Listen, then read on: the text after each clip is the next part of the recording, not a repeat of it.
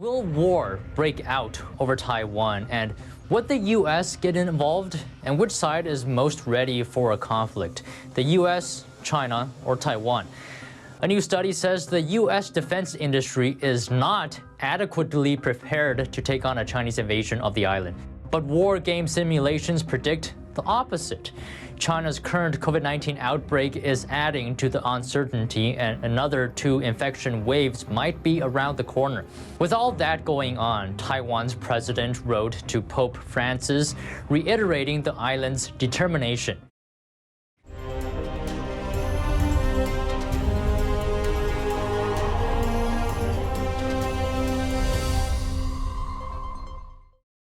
The U.S. defense industry is not adequately prepared for a major war with an enemy like China. That's according to a think tank study published on Monday. The Center for Strategic and International Studies ran a war games simulation and found that the U.S. would run out of key long-range precision-guided munitions in less than a week. That's assuming a battle with China over Taiwan. According to the report, the Russia-Ukraine war highlighted shortcomings of U.S. arms companies and their ability to quickly replenish military supplies.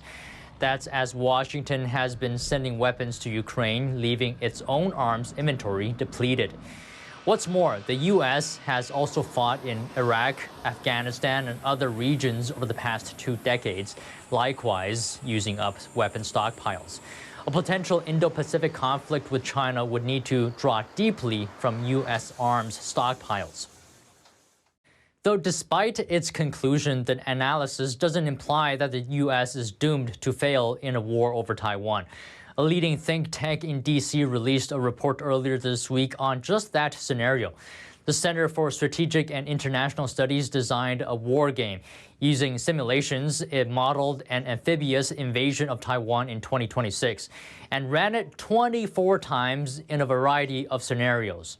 Under most circumstances, China is unlikely to succeed in its operational objectives or to occupy Taipei. Taipei is Taiwan's capital, and Taiwan is the island. It's likely to maintain its autonomy. But to do that, 4 conditions must be met. First, Taiwan must resist, meaning it cannot yield or surrender upon invasion. Second, the U.S. must quickly direct its combat operations against China. And third, the U.S. must conduct operations from its base in Japan, the closest American base to Taiwan. And fourth, the U.S. must have sufficient anti-ship munitions. The think tank says based on their report, the U.S. should strengthen deterrence immediately to avoid the worst-case scenario. Looking at the Chinese Communist Party, is it willing to launch a war? And if so, when? Some experts say because of the country's COVID-19 surge and death toll, the CCP wouldn't have enough buffer to launch a war anytime soon. But other experts say it's exactly because of the COVID-19 chaos that the danger is more imminent than ever. That's because the CCP needs an enemy outside of China to distract and redirect the discontent of its citizens. Whatever the prediction, one thing seems clear: uncertainty is the only certainty in China right now.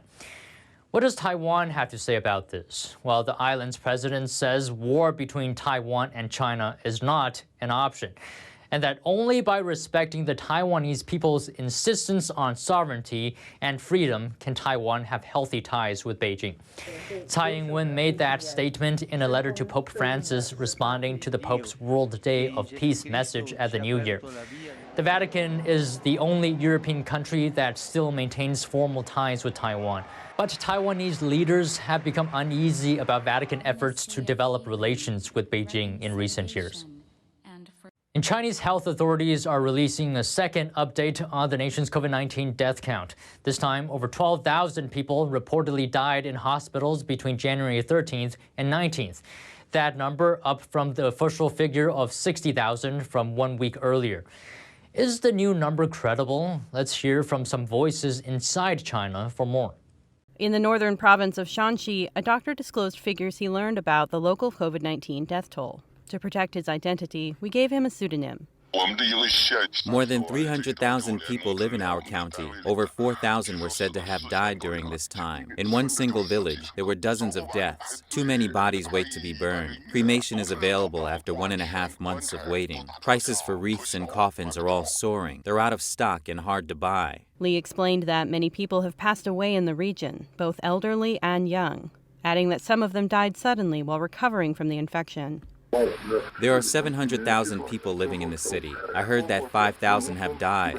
In the neighboring Shaanxi province, a resident gave more details. He explained that usually local funeral homes only need to work in the morning to meet demand. But now people line up outside the buildings at night, waiting for the next day's cremation services. And that's not all. A new funeral home was built here, with several furnaces burning non-stop, and a decommissioned crematorium was reopened. In rural areas, if there's no place for cremation, villagers simply bury the deceased in the ground. A funeral home in southeastern Jiangxi province revealed more on Chinese social media. The source said that in previous years, the number of deaths in the country totaled less than 100 in December. But last month, the figure was over 6,000, a whopping 60-fold increase. And new reports coming in from citizens in China, farmers from several regions told NTD about what's actually happening locally. They say many elderly people in their communities have died from COVID-19. Here's more from one of them in China's eastern Zhejiang province. Many elderly people living in rural areas died this year. Some of them committed suicide because they couldn't put up with the pain after being infected with COVID-19. In my village, one elderly person jumped into a river.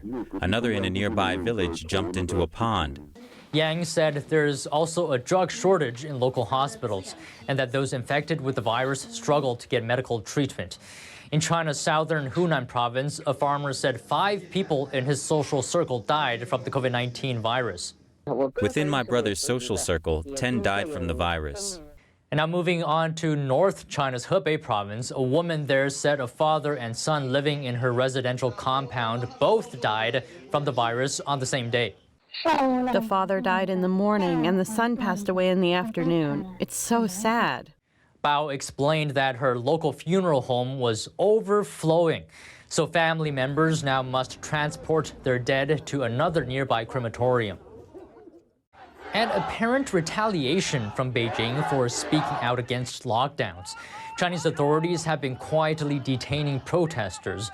That's after they joined nationwide protests that broke out last year against Beijing's strict zero COVID-19 policies. By the time you see this video, I will have been taken away by the police for a while, just like some of my other friends. Cao entrusted friends to make this video public after her disappearance. She and several friends went to mourn citizens who died in an apartment fire in northwestern Xinjiang. The demonstration, part of nationwide protests against Beijing's strict zero COVID-19 policy. China lifted local lockdown orders after the protests. But now authorities are looking for those that spoke out. Police officers have detained several of my friends. The arrest warrant left their charges blank. Authorities also refused to let us know where, when, and why they were detained. Cao explained that the mothers of the detained protesters are trying to uncover where their children are. We went to the vigil because we care about this society, and we'd like to express our emotions after our fellow countrymen died. Our hearts are filled with sympathy towards those who have lost their lives. In the video clip, Cao urged viewers to help rescue them. She added that she and her friends don't want to disappear without cause. The anniversary of the world's first COVID-19 lockdown passing quietly in central China's Wuhan. Authorities imposed a strict shutdown on the Chinese city 3 years ago, after COVID-19 first emerged there in 2019. On Monday, chrysanthemums began to appear on Wuhan's streets. But instead of celebrating the Lunar New Year, the blooms served a more somber purpose, which is to mourn the loved ones lost in the most recent wave of COVID-19. In 2020, Wuhan's 11 million residents were cut off from the world for 76 days. A list of citizen journalists who disappeared from Wuhan also emerged. They vanished from the public eye after reporting on early research into the pandemic's origin and the harsh reality of the outbreak in the city.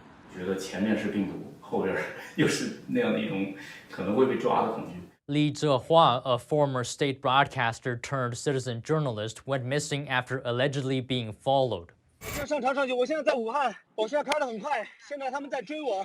He previously claimed COVID-19 came from the Wuhan Institute of Virology. Citizen journalist Fang Bin remains missing after police detained him in Wuhan. Chen Qiushi was detained for more than a year and now remains under surveillance. What's more, lawyer-turned-citizen journalist Zhang Zhan received a 4-year prison sentence. She's been detained since May 2020. CNN reported Chinese police detained at least 47 citizen journalists for reporting on COVID-19 outbreaks in Wuhan. While U.S. officials continue to raise concern over a surge in foreign-owned U.S. farmland, an important question looms: who owns America's water? The answer is opaque, but foreign interests are expanding their hold on U.S. water in ways besides just land ownership. NTD's Colin Fredrickson takes a closer look. Foreign interests are expanding their hold on U.S. water. This is coupled with an increase in foreign-owned agricultural acreage nationwide. According to the Department of Agriculture, over 37 million acres of pasture, timber, and farmland are now in the hands of outside businesses and nations. The amount is roughly the size of Iowa or Illinois. Canada and some European countries are the top buyers, but also on the list are Russia, Iran, and China. Among them, China's purchases of U.S. farmland went up 25-fold from 2010 to 2020. In the United States, landowners often have the right to use, sell, or divert water resources.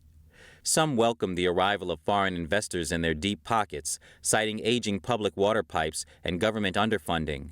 But a senior official with California's Resource Management laid out his concerns to the Epoch Times.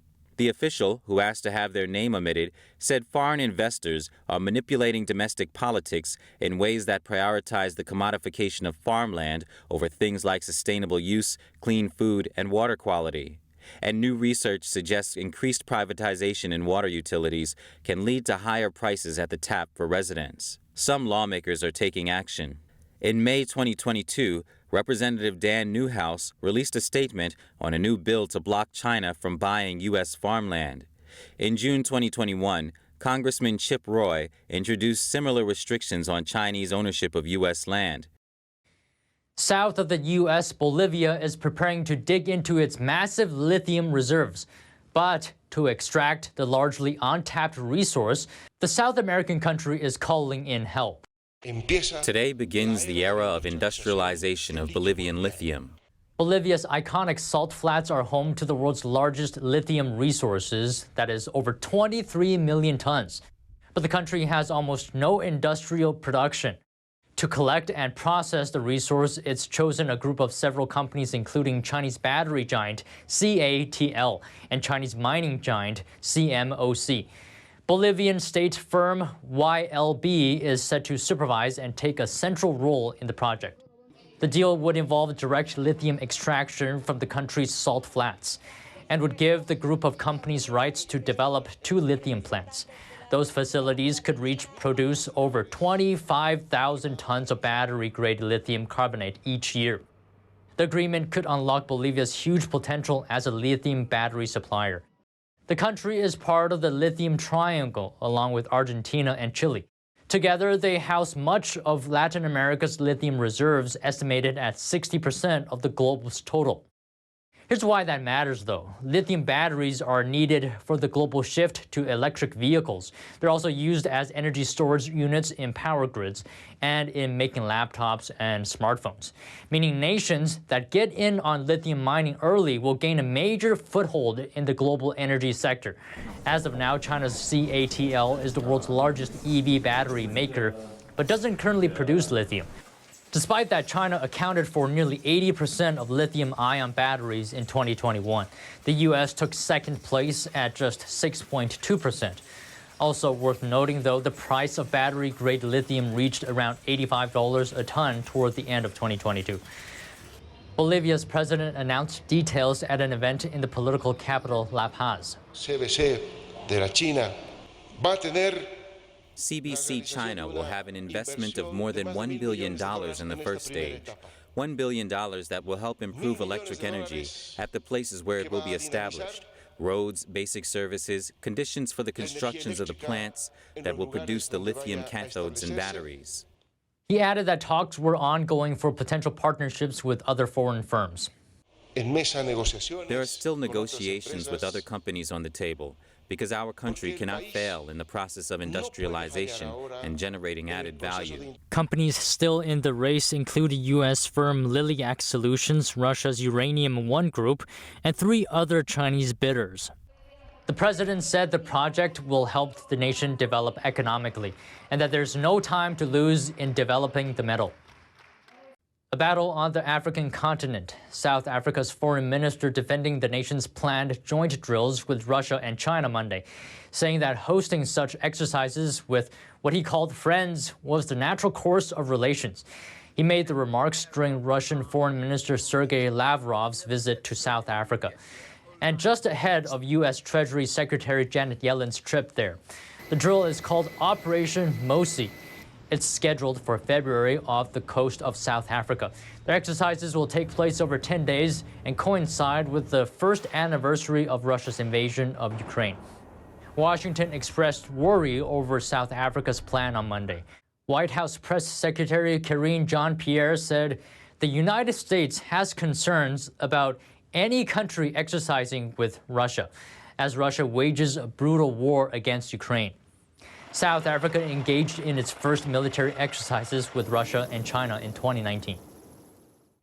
And that's all for today's China in Focus on YouTube. We're now sharing a shortened version of our program here after being demonetized for 2 years. Here's what to look out for in our second half. The Chinese Communist Party's infiltration reaching the gaming industry. But it's not just about collecting user data anymore. Experts say there's more to it. Tiffany Meyer spoke to Anders Kaur, publisher of the Journal of Political Risk, for details. The full episode is available on our partner platform Epoch TV. To sign up, click the link down below. Thank you for watching China in Focus. I'm Don Ma. We'll see you tomorrow.